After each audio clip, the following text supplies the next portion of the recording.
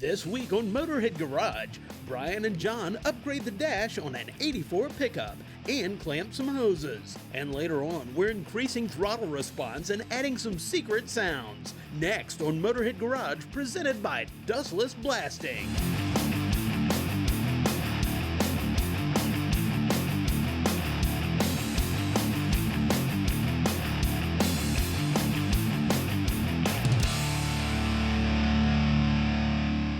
Welcome to Motorhead Garage, presented by Dustless Blasting.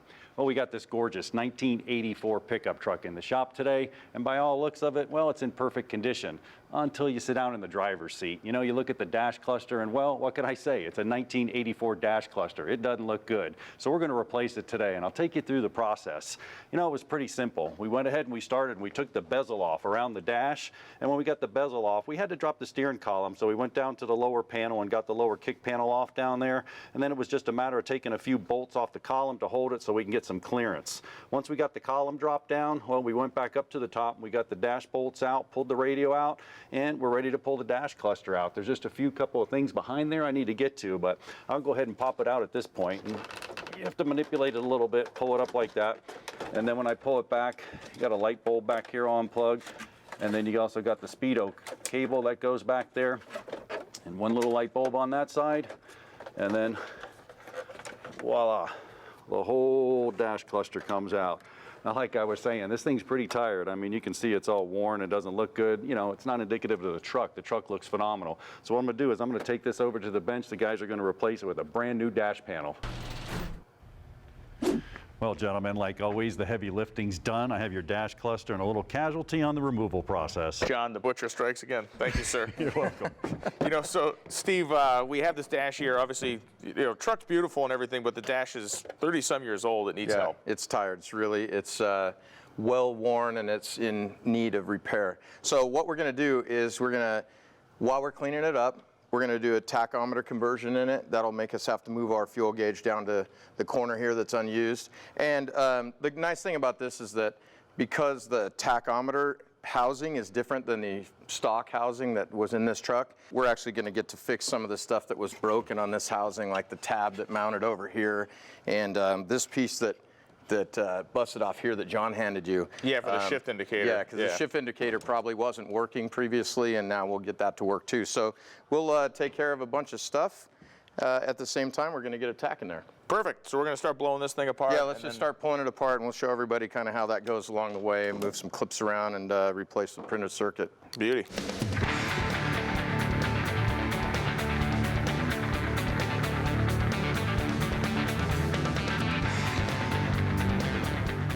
We're going to be reusing our speedometer, so we'll have to take that out, as well as these other 3 gauges. The rest of the stuff is basically trash at this point. Okay.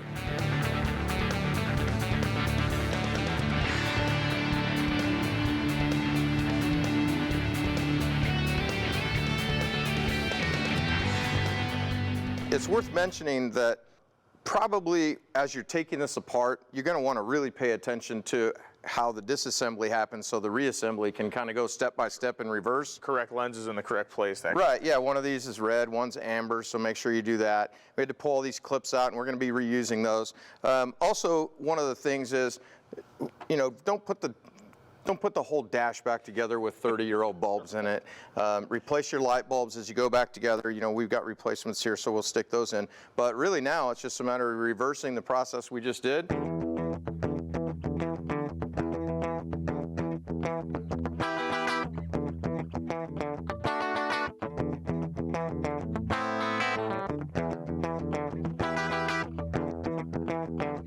All right, man, so printed circuit's in, our bulbs are in, now it's time to reclip.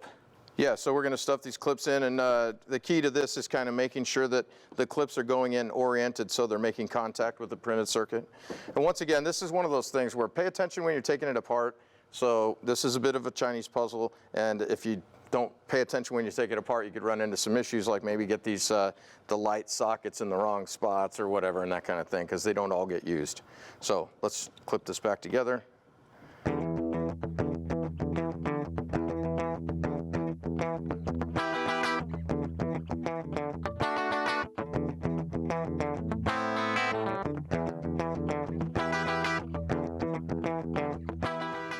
right, so now that we've gotten the back printed circuit board put back on, our clips in place, we'll go ahead and start sticking the gauges in. I'm just going to start with the tack since that's a new thing for us. I want to make sure this fits right first. So stick that in. Nice. And that fits well.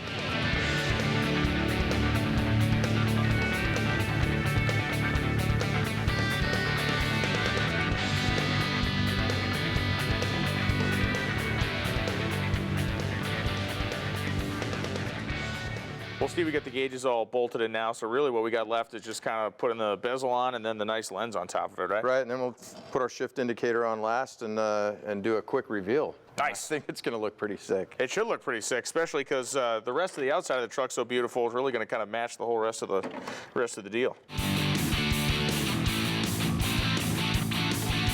One other kind of point is, obviously you're putting screws into plastic here, so when you're putting this together, do not turn into He-Man. You don't have to put this stuff down to 50 foot-pounds of torque.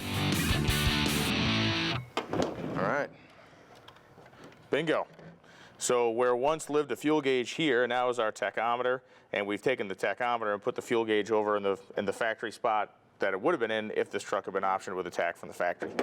Right, and now we'll tighten a couple more screws down, give this back to the B team to reinstall. Yeah, the B squad. Hopefully he puts it in easier than he took it out, because Yeah. we can't afford to break any pieces off. Exactly. Hold on, let me see, we got this thing done. I'll tell you what. Wow.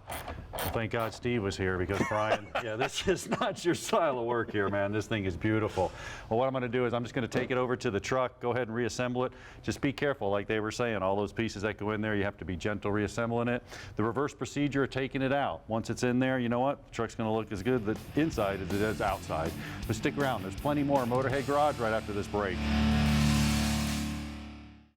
Motorhead Garage, presented by Dustless Blasting, is brought to you by Custom Auto Sound, the originator of classic car OEM fit radios since 1977.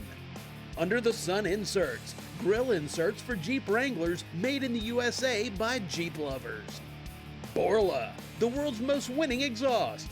And by Dustless Blasting, it's the future of surface preparation. Welcome back to Motorhead Garage, presented by Dustless Blasting. Well, you've been driving for years. You push the gas pedal and your car goes. You know, there's a reason for that. You actually have a cable going between your pedal and your throttle body. When you push it, instantaneously it pulls and it opens. Well, that's not the case anymore. Brian, there's a new system out there. It's called drive-by-wire. Actually, it's been out there for years.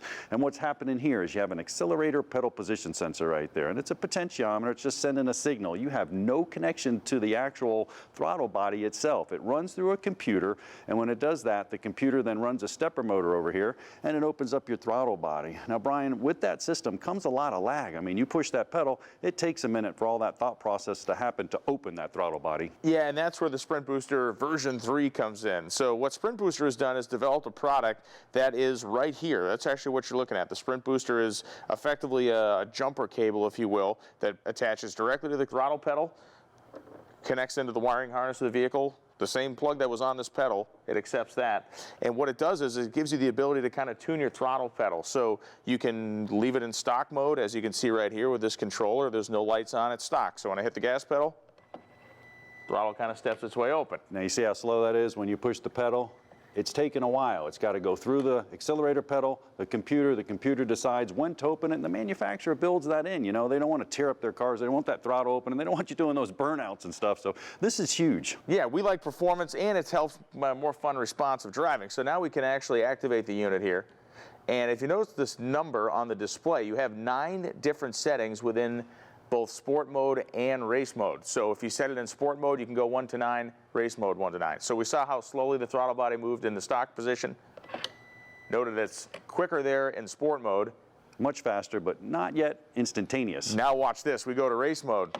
Bam, that thing splits open like a guillotine, man. It's super quick, gonna make the vehicle more fun to drive, and it's gonna make it perform better because of the fact when you mash the pedal from a standing start, it's gonna respond that much quicker. And I'll tell you what, you know, if you're driving one of these newer cars, you ever been sitting in an intersection and, you know, here comes that car, oh, I can make it, and that old pedal, yeah, no problem. But with the new pedals, yeah, it feels like an eternity, man. It's like, cars coming, I want to get through there.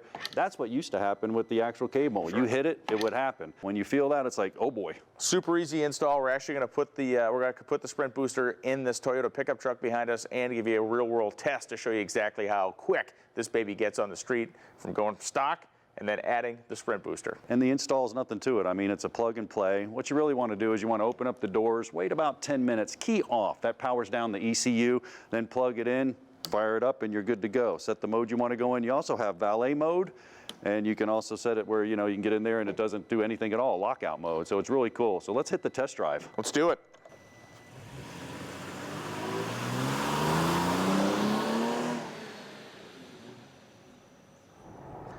Well, John, the sprint booster has made this truck a lot more fun to drive. The throttle response is great. I'll tell you what, yeah, it was a big difference. I mean, it's amazing how much lag you have there with that throttle. The first run took a minute to get going, then it got going. Well, on the second one, man, it was ready, sprint, boost. We were moving. I mean, if it wasn't for the traction control, I mean, we probably would have been spinning the wheels. It really made a huge difference. It's compatible with automatic and manual transmissions, not a generic product. You can actually, there's a switch you activate on the side of the controller. If you get a stick shift or an automatic, it works both ways. Also, there is a valet mode, which will prevent the valet from running around town in your hot rods super fast. And it also has a pedal lock mode. So if you'd like to lock your pedal as the ultimate security device, you can also do that too with the sprint booster. Yeah, and it's passcode protected, so you got the little passcode. Installation was easy, just plugged it in. We were off and running. Hit your switch, not a generic setup, but super easy to use. Made a big difference, man. You can find them on the web at sprintboosterusa.com. Great product. Go get one for yourself. We'll be back with more Motorhead Garage presented by Dustless Blasting after this break. Motorhead Garage, presented by Dustless Blasting, coming to you from Borla Commerce Park. Welcome back to Motorhead Garage, presented by Dustless Blasting. Longtime viewers of this show know the name Clamp Tight. It's one of the most innovative and unique tools we've probably ever had in the shop. And I'm joined by Nikki from Clamp Tight. They're back to hang out with us a little bit. If you're not a longtime viewer and you've never seen Clamp Tight before, prepare to have your mind blown, because this thing is awesome. Nikki, one of the things that's so interesting about this tool is how versatile it is. I guess give us a brief overlook of what Clamp Tight is and what you brought in today. Absolutely. This is a great tool. So it's, like you said, very versatile. You can use it from air hoses in your shop to radiator hoses, so battery cable fixes. You can even change out zip ties if you want to. So, the Clamp Tight tool, you're effectively making custom clamps for everything, and you're making them out of a very strong, high-quality stainless steel wire. Applications range from, like you said, field fixes. If you're out in the trail, your buddies having this thing in your glove box or toolbox could bail you out. Give us a quick demonstration of how this thing works, because it's brilliant. You got it. So what you're going to do is you take your wire, you bring your ends together, and you make a loop. Now, I am using stainless steel wire, but you can use any type of wire. You can use baling wire, MIG wire, aviation wire, any kind of wire works. Now, what you're going to do is you feed the ends through the loop. Then you're going to do that one more time the exact same way around, right up through the center of the first one, just like so. Go through, make sure I'm not crossed or twisted, because you want a nice, even seal. Now we're going to attach the tool. Take the nose of the tool, place it right up underneath of the loop. Then you're going to wrap it up and around each of the pegs, twist those together, just like a bread tie. Then there's a little notch at the bottom of the tool. That's what you're going to pop that loop into, just like that. So that receives it and you're locked in Exactly. Now. That's your push, this is your pull. Okay. So you're just going to start turning. So that's what the great thing about this tool is I know you're probably familiar with safety wire pliers. Twist, twist, eventually snap and break. Don't have to worry about that with this. Right, and the strength of this clamp is insane because of the fact you're using the tensile strength of whatever type of wire you're using, so you're actually pulling on the strongest in the strongest possible way. Absolutely, that's the best part about this tool. So what's also great is it's going to tell you when it's getting tight, because it's going to start getting hard to turn, and you're actually going to see it starting to bite down. It's crazy. So now you're ready to close it off. If you have the space, like on an upper radiator hose, you're just going to flip it 180 degrees. Now, if you don't, because a lot of times you don't have that much room, just past 90 is all you need.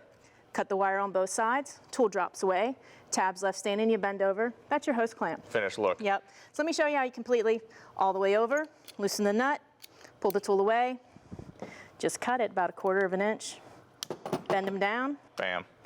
That's your hose clamp. Can work on stuff this big, it can work on stuff this small. So we're actually going to see a great real-world example of how to fix a fuel line on the trail with your Clamp Tight. Well, here we are with an ATV with a real-world problem. I actually got a fuel leak and a fuel line problem. Kevin, Nikki got that thing in no time over at the table. Tell us about some real-world experiences. So if this fuel line's come loose, we're just going to get nice and tight, fix that on this little fuel line. You'll see how it won't cut into it or anything like other clamps will. So that's what we're going to show you. Walk us through it. Let's see what's going on here now. The fuel line goes in there and it feeds all the way up. So absolutely. So what I've done, I've already wrapped my wire around, so I'm just going to connect my tool now. And I wrap it around both my pins, just like Nikki talked about. And we twist that together to tie it, and we slip it in the loop, and then start tightening it up. So the great thing with this clamp and this tool is it's nice enough, it'll cover this, it'll cut off the gas leak that we have, but it won't cut into that hose, even as thin as this fuel line is. So we're gonna turn it till it gets nice and tight, which feels like about right there. We're gonna flip that on over. Which is amazing in itself, Kevin. I mean, we're talking about a plastic fuel line and a plastic fitting here. So, I mean, we're getting the fuel line solved with the clamp tight tool and the wire, but we're not cutting into that situation. Absolutely. And we're gonna handle that leak. So get a nice 360-degree seal, and I will just press these tabs down to lock it in place, and that will be your hose clamp. Now you're all ready to get back up on the road. Perfect. I'll tell you about a couple other real world situations. I mean, that's cool. It's leaking on the trail. I mean, what if I had this thing in the glove box of my car? I mean, You can do header wrap, exhaust wrap. There is no better fix for your header wraps. It's nice and smooth, so you can actually run your hand over if you're working on something else. Your radiator hoses, it won't cut into those hoses. Even on this ATV, you can see how we rewrapped these grips that were trying to come off. So absolutely. Just absolutely anything under the hood of the car you're using a hose clamp on. Well, perfect. Sure appreciate you bringing it in. You know, if you want to clamp tight, just go to clamptighttools.com. We'll be right back with more Motorhead Garage right after this break. Motorhead Garage, presented by Dustless Blasting, is brought to you by Stage 8 Fasteners, home of the world's best locking header bolt. For more information, go to stage8.com. Rhino Hitch, the most versatile adjustable hitch on the market. AP Laser, leading the way. And by Monster Transmission and Performance, the world's authority for remanufactured transmissions. Welcome back to Motorhead Garage, presented by Dustless Blasting.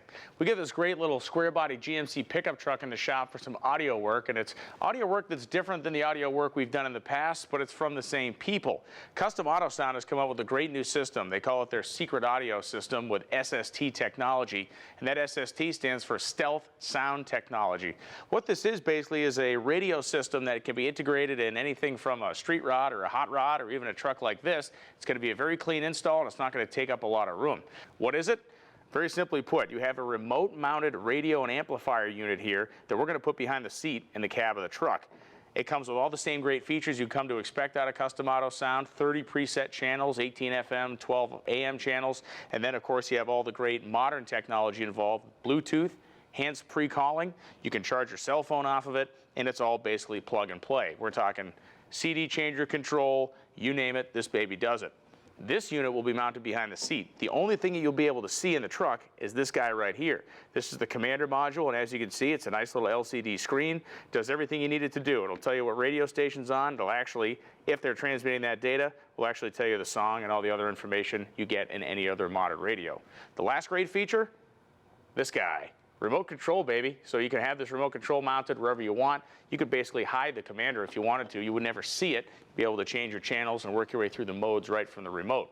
As good as it looks on the table, it's going to look a whole lot better in the truck, and I'm going to show you just how easy this thing is to install. All right, so we're going to walk you through a quick look at the installation of the awesome Secret Audio Stealth Sound Technology unit here. Why is it stealth? Well, not just because it's painted black, because it's going to end up behind the bench seat of our square body GMC pickup truck. Drilled a couple of holes here in the back of the cab, and we're going to get things mounted with our provided mounting screws. A couple of things: you want to keep this in an area where it's obviously not going to get soaking wet. You want to be able to let some air circulate around it, as these things do generate a little heat when they're in operation. Remember, it is an amplifier as well as your radio receiver and the brains of the unit. Other than the screws, really the only thing you got to do here is run a power wire to the unit, which you can see that we have done that already. It's kind of run right over here. It's going to be part of our plug that we put in. And a ground, of course, which is very easy in this cab because, well, it's a steel cab, so we can run right to the back wall of the cab itself. As I get that screw in there. Good. So the ground wire here is attached to the cab, and our power wire is part of this wiring harness. Now, another bonus of this truck is the fact that it has rubber floor mats. We didn't really have to mess with a lot of carpeting or anything like that. We were able to simply run everything we needed to do under the floor mats. So, connect our main wiring harness here. This connection has a couple of positive kind of detents on it, so it's going to lock in. This plug right here goes to our commander control, which is clearly labeled. We can see this plug is labeled commander control. We pop our little weather-tight plug off of there, line this bad boy up, and snap it in. We got our basics hooked up. It's an old truck with just a couple of speakers, so everything's going to run through there.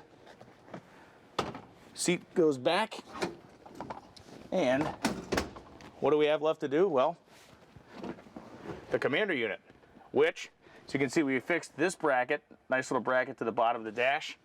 2 thumb screws is all we need to do. We back those thumb screws out,